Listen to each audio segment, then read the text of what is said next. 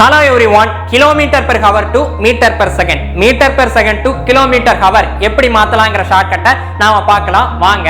இப்போ 72 kilometre per ஹவரை metre per செகண்டா மாத்த போறோம்.